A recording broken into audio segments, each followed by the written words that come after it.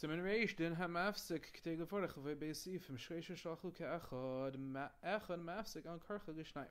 Three people ate together. One of them can be forced to stop his suda for the two of them. In other words, two of the three want to bench. The third one needs to stop eating. V'ona iman berchas zimun, and he answers to the brach of zimun. V'afilu le'ratza lahafsik, and even if he doesn't want to, mizamnan alav ben aina, they can go ahead with the zimun, and whether he answers or not, that's his problem. Kol shu oimed sham, as long as he's there, whether even if he's refusing to answer, they will be yotzei their chiyuv. And he won't be yotzei his chiyuv. It would be aser for him to do that, but they would have been yotzei their chiyuv. But two people do not have to stop their suda just because one person wants to bench. Therefore, there is no chiyuv of ziman until the other two people agree. They could agree if they want to, but if they don't agree, there's no chiyuv of ziman. If they didn't want to stop eating, v'ziman hu alim, and he starts saying the ziman, loy asa klum, he didn't do anything. V'im loy ratzu lahafsik. Now, what happens if they don't want to stop eating? Now,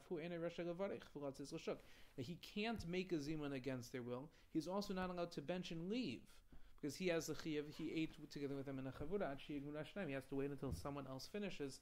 And then they'll have a ziman. Since he was mechiv in ziman, there's no heter for him to make a bracha, a birchas without ziman. There are those maybe who are making in some situations. There's a discussion over here what can be done. The best thing obviously is that if someone is really going to do this and leave or bench without the zimun, that the other people there should the best thing to do if they could go lifnei mishur sadin, the Mishnah says, and just join together with the zimun even though they don't have to.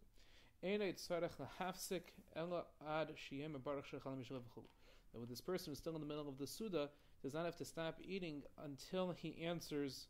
I mean, only until he says the words Baruch Shechan Mishlei, and then he can keep eating.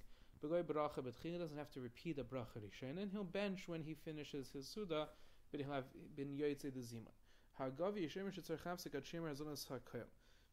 Some say he has to stop eating until the mevarech finishes the first bracha, and this is our minhag. Says pass.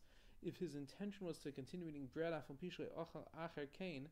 even though he didn't even eat any bread after that, he would still have to bench the entire benching, though he already heard the bracha of Hazan, but since he wasn't being mechavan to be yotzei then, and he was intending to continue eating, that he needs to say the entire benching.